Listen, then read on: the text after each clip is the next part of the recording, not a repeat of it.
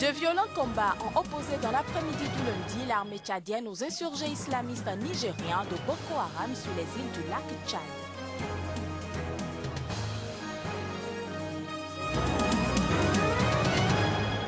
Agathon Rwasa, le principal opposant burundais, a participé lundi à la première session de l'Assemblée nationale fraîchement élue.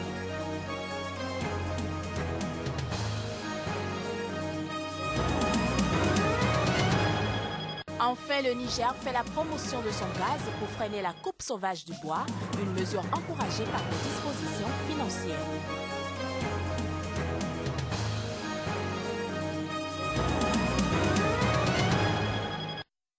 C'était là les principaux titres de cette édition. Madame, Monsieur, bonjour et merci de nous rejoindre. De violents combats opposaient lundi l'armée tchadienne aux insurgés islamistes nigériens de Boko Haram sur des îles du lac Tchad, selon des sources concordantes. L'armée tchadienne a intercepté dans la matinée des éléments de Boko Haram en fuite à une vingtaine de kilomètres au sud-est de Bagasola, l'une des principales villes tchadiennes du lac. De violents combats se poursuivaient en fin d'après-midi dans la zone. Les autorités locales ont confirmé une grande opération de ratissage dans les îles tchadiennes du lac où le gouvernement a ordonné l'évacuation des populations. 7 personnes ont été tuées depuis dimanche lors d'attaques des islamistes nigériens de Boko Haram dans l'extrême nord du Cameroun, en proie depuis plusieurs jours à des attentats suicides. Selon une source sécuritaire en poste dans la région, 3 personnes ont été décapitées lors de l'attaque de 2 villages voisins, Tchébé et Dzaba, situés à une dizaine de kilomètres de la frontière nigériane. Les assaillants ont également incendié les concessions des villageois et une église catholique. Par ailleurs, 4 personnes ont été tuées dans la nuit de dimanche à lundi lors d'une incursion du groupe islamiste dans la localité d'Afadé, une autre localité de l'extrême nord du Cameroun, frontalière du Nigeria. Le principal opposant burundais, Agathon Rwasa, a participé lundi à la première session de l'Assemblée nationale fraîchement élue, disant vouloir jouer le jeu pour aider à sortir son pays de la crise après avoir refusé de reconnaître les résultats des élections. Reportage. Cette première session s'est tenue en présence de 104 des 121 députés devant normalement composer la nouvelle Assemblée. L'ensemble de l'opposition, dont Agathon Rwasa avait annoncé boycotter les scrutins, mais la commission électorale avait maintenu leur candidature. L'opposant, en acceptant participer aux assises de l'Assemblée nationale, a bien de raisons.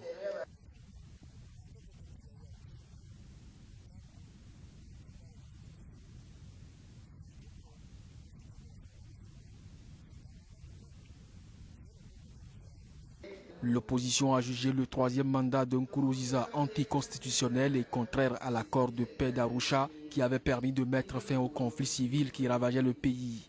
Le principal allié de Rwasa dans ce processus électoral, Charles Nditié, n'était pas présent dans l'hémicycle lundi. Des nouvelles de la Somalie à présent, une attaque à la voiture piégée contre un hôtel de Mogadiscio, revendiqué par les islamistes somaliens Shebab, a fait plus d'une douzaine de morts dimanche. Un attentat qui illustre la menace toujours incarnée par les insurgés. Les détails. Au moins 13 personnes ont été tuées dans l'attentat perpétré dimanche par les islamistes somaliens Shebab contre un hôtel de Mogadiscio abritant des représentations diplomatiques, selon une annonce faite lundi par une source sécuritaire révisant un précédent bilan de 6 morts à la hausse. Une grosse voiture remplie d'explosifs s'est enfoncée dans l'hôtel, ce qui a provoqué la mort de plusieurs civils, dont des journalistes somaliens qui travaillaient pour leur pays. L'attentat a été revendiqué par les Shebab affiliés à Al-Qaïda.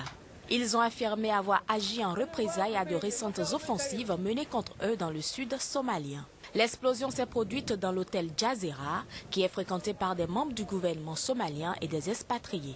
Parmi les victimes figure un diplomate chinois. L'hôtel abrite les ambassades de Chine, du Qatar et des Émirats arabes unis à Mogadiscio. L'hôtel se trouve près de la zone hyper protégée de l'aéroport international qui abrite les Nations unies, des ambassades occidentales et le siège de la force de l'Union africaine, la MISOM. Cette dernière, qui combat les insurgés Shebab dans le pays, était sur place pour évacuer les blessés. L'attentat a eu lieu au moment où Barack Obama quittait le Kenya voisin après avoir loué samedi le travail de la MISOM, force à laquelle participe un contingent kenyan. Mais malgré leur revers sur le terrain somalien, les insurgés multiplient les raids sanglants dans le pays et au Kenya. Au Nigeria, la situation dans le nord du pays se complique de jour en jour, surtout avec les attaques kamikazes de la secte islamiste Boko Haram. Cette situation a fait fuir bon nombre d'investisseurs dans les États de Kano, Kaduna et Borno. Notre correspondant au Nigeria, Abdoulaye Issa, nous fait un point de la situation. Au Nigeria, les avis sont partagés sur les différentes conclusions et retombées de la dernière visite du président Muhammadu Buhari aux États-Unis. D'aucuns pensent que le nord du pays, qui continue de subir les affres du groupe armé Boko Haram, a besoin d'un nouveau souffle tant sur le plan économique, éducatif, social et sanitaire. Le nord Nigeria, jadis partie propice pour mener de très bonnes affaires, s'est vu complètement vidé de ses entreprises et infrastructures qui généraient de l'argent pour faire tourner les cités. De Katsina, Kano, Kaduna en passant par Borno, l'État nigérian est à la recherche des voies et moyens pour faire revenir ses investisseurs. Pour les nouvelles autorités, résoudre l'épineux problème de Boko Haram passe d'abord par le retour de la confiance qui ouvrira certainement la voie d'un éventuel retour de ces investisseurs et partenaires du développement dans ces parties. Quand vous avez des affaires, c'est d'abord la stabilité qui fait profiter, développer ou influencer en tout cas ces affaires-là. Et l'instabilité aujourd'hui, basée surtout sur le problème sécuritaire, surtout dans notre zone, fait naturellement balancer un peu les résultats. Une situation qui, aux yeux de certains, n'est guère encourageante. Les activités économiques sont confrontées à d'énormes problèmes qui sont liés aux obstacles que nous vivons au quotidien. Bien que nous ayons une stabilité morose et incertaine, nous continuons par espérer tout en ayant à l'esprit que les choses s'amélioreront d'un jour à l'autre. Le président américain Barack Obama a appelé ce lundi les pays d'Afrique de l'Est combattant les islamistes Shebab en Somalie à maintenir la pression sur les insurgés. Il en a profité pour égratigner son allié clé en matière de sécurité régionale, l'Éthiopie, sur la question des droits de l'homme. Reportage. Depuis Addis Abeba, la capitale éthiopienne, où il effectue une visite inédite pour un chef d'État américain, Barack Hussein Obama a salué le travail des troupes régionales engagées au sein de la force de l'Union africaine en Somalie, AMISOM, pour combattre les Shebab aux côtés de l'embryon d'armée somalienne. L'AMISOM, forte de quelques 20 000 hommes, comprend des contingents éthiopiens, kenyans, ougandais, djiboutiens et burundais. Nous n'avons pas besoin d'envoyer nos propres Marines sur place pour combattre. Les Éthiopiens sont des combattants suffisamment aguerris et les Kenyans et les Ougandais font sérieusement leur travail, déployant des troupes sur place au prix de sacrifices parce qu'ils reconnaissent l'importance de stabiliser la région. Comme au Kenya voisin, le dialogue sécuritaire, pivot des relations américano-éthiopiennes, s'est imposé comme sujet central lundi à Addis. Très attendu par la société civile sur les droits de l'homme, le président américain a abordé la question, épinglant le déficit démocratique éthiopien. Addis est régulièrement accusé de bafouer les droits de l'homme et de faire taire les voix dissidentes.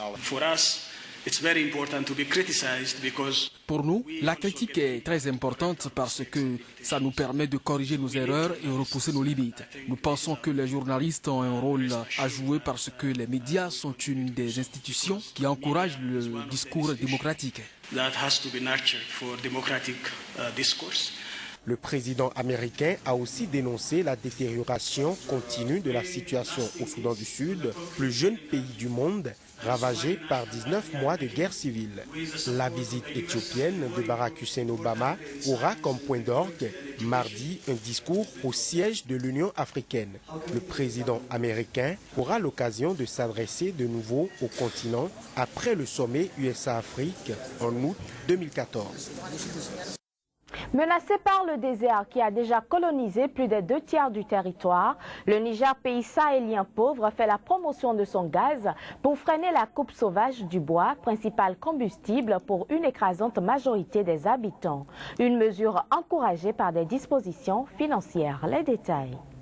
Unique combustible domestique, le bois est utilisé en Afrique et au Niger par tous les ménages. Quelques 200 000 tonnes de bois sont ainsi consommées tous les ans, soit l'équivalent de 100 000 hectares de forêt détruits. Face à la menace de la désertification, les autorités ont entrepris des actions pour inverser la tendance. Dans la ville de Niamey, vous avez des camions qui viennent de tous les sens pour déverser du bois et tout le monde ne consomme que du bois. Eh bien, très souvent d'ailleurs, c'est des forêts qu'on détruit. Promouvoir le gaz du pays. La campagne de sensibilisation a démarré en 2012. Pour stimuler les consommateurs, les réchauds, via des subventions d'État, ont vu leur prix diminuer de 35%, passant de 23 000 à 15 000 francs CFA, et les bonbonnes de 6 kg de gaz de près de 50%, passant de 3 500 francs à 1 800 francs. Tous les moyens sont bons pour séduire les Nigériens, dont le pays produit annuellement, depuis 2011, 44 000 tonnes de gaz domestique. Depuis 2011, des bons importants sont observés en matière de pénétration de gaz dans les ménages. Mais la consommation reste marginale en raison du faible pouvoir d'achat des ménages. Dépassant les préoccupations économiques, le principal enjeu est écologique. Plus de 90% des ménages n'utilisent que le charbon de bois, alors même que le sous-sol contient du charbon fossile.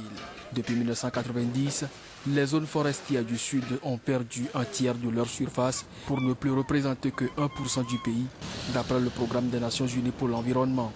Faute d'arbres, le désert s'étend inéluctablement et engloutit doucement les terres fertiles au moment où la population de plus en plus nombreuse en a besoin pour l'agriculture, déplore l'expert onusien.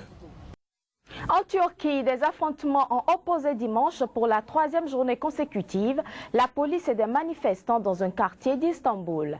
Des affrontements qui ont éclaté après la mort d'une militante d'extrême gauche tuée lors d'un raid de la police. Les images. Les forces de l'ordre sont intervenues avec des gaz lacrymogènes, des canons à eau et des balles en plastique pour disperser une foule qui se pressait dans le district de Gazi, dans le nord de la plus grande ville de Turquie, pour les funérailles de la victime de confession alévi, une minorité musulmane libérale. Des centaines de militants proches de la jeune femme ont répondu par des jets de pierre et de cocktails Molotov et dressé des barricades au milieu des rues. Les affrontements étaient toujours en cours en fin d'après-midi. Que les mères ne pleurent plus leurs enfants, que les enfants ne meurent plus. Nous voulons un pays libre. La police turque a mené depuis vendredi dans tout le pays une vague d'arrestations visant des militants des rebelles du Parti des travailleurs du Kurdistan, PKK, des militants présumés du groupe djihadiste État islamique et d'extrême gauche. Près de 600 arrestations ont eu lieu selon un bilan provisoire. Je m'inquiète beaucoup de ce qui se passe. Pour ma tranquillité personnelle et pour la paix de notre société, je veux la paix maintenant et tout de suite. Je dis non à la guerre. Nous les empêcherons de faire la guerre. Nous ne leur laisserons pas la direction de l'État et comme nous l'avons dit précédemment, nous ne les laisserons pas imposer la dictature. Si Dieu le veut, l'union du peuple les empêchera par les voies démocratiques et pour maintenir la paix, de satisfaire leur aspiration à la guerre. Ces coups de filet interviennent dans la foulée de l'attentat suicide meurtrier attribué à l'État islamique perpétré à Suruk dans le sud, après lequel le gouvernement turc a mené des frappes aériennes contre des cibles djihadistes en Syrie et des positions du PKK en Irak. Le district stambouliote populaire de Gazi est un bastion de la communauté alévi et de l'extrême gauche turque, en grande majorité hostile au gouvernement islamo-conservateur qui dirige le pays depuis 2002. Madame, Monsieur, ce sera tout pour cette